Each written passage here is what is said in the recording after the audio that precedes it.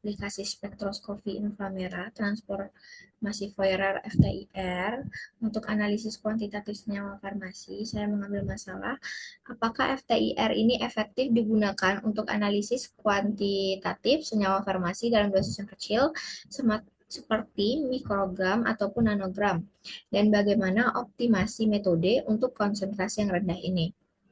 Nah, tujuan saya bertanya seperti ini karena saya ingin mengetahui apakah metode FTIR ini hanya bisa untuk dosis-dosis tertentu saja atau bisa untuk dosis yang terkecil sekalipun seperti mikrogram ataupun nanogram. Dan bagaimana jika efektivitas yang terjadi jika menggunakan konsentrasi yang rendah ini. Jadi sudah saya masukkan ke ChatGPT file dan permasalahannya.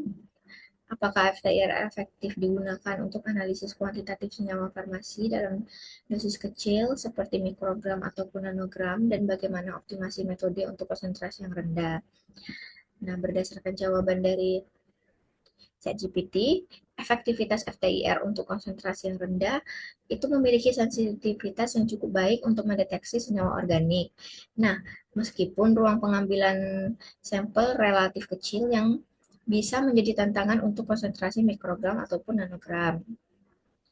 Jadi, dia di dalam jurnal juga menjelaskan bahwa FTIR ini memiliki sensitivitas yang cukup baik untuk mendeteksi senyawa organik meskipun ruangan pengambilan sampel itu relatif kecil.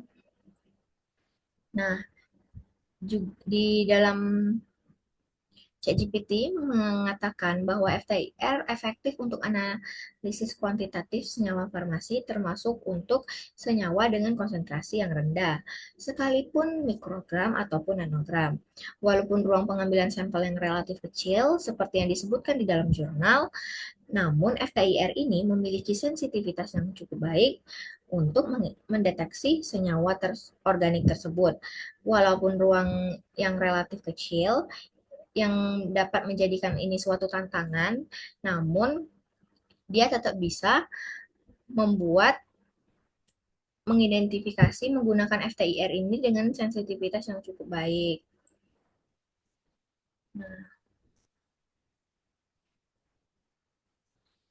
optimasi metode untuk konsentrasi rendah ini seperti mikrogram ataupun nanogram ini tuh dia tuh harus menggunakan syarat-syarat juga yang tertentu agar dapat tercapai metode tersebut, dikarenakan dia kan sangat kecil dosisnya. Yang pertama itu persiapan sampel. Nah, sampelnya itu harus padat, harus dihancurkan dulu hingga ukuran partikel terkecil untuk meningkatkan homogenitasnya dan efisiensi serapan. Nah, sampel cair harus menggunakan pelarut yang tidak mengganggu selama FTIR itu berlangsung. Bisa dipakai seperti metanol ataupun Aquades. Nah, FTIR ini bekerja dengan vibrasi molekul pada frekuensi yang spesifik, yang sangat sensitif terhadap perubahan kecil dalam konsentrasi senyawa. Bahkan dalam jumlah sampelnya yang sedikit, perubahan intensitas serapan pada inframerahnya itu dapat diukur dengan akurat, terutama pada pita serapan yang spesifik untuk gugus fungsi tertentu. Nah, karena itulah alasan mengapa dosis obat sekecil apapun maupun mikrogram ataupun nanogram, dia itu dapat dianalisis menggunakan FTIR, walaupun dengan beberapa syarat.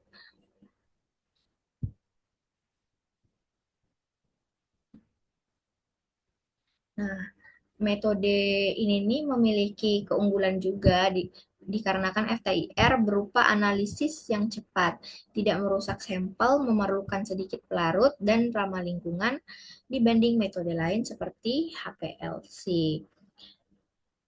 Seperti jurnal pendukung yang menyebutkan bahwa salah satu metode analisis yang paling signifikan sekarang ini yaitu spektroskopi inframerah yang dapat memeriksa hampir semua materi di hampir semua situasi. Peralatan yang disebut spektroskopi inframerah transformasi Fourier atau FTIR ini dapat mengukur getaran molekul yang terstimulasi oleh cahaya inframerah yang rentang bilangan gelombangnya tertentu.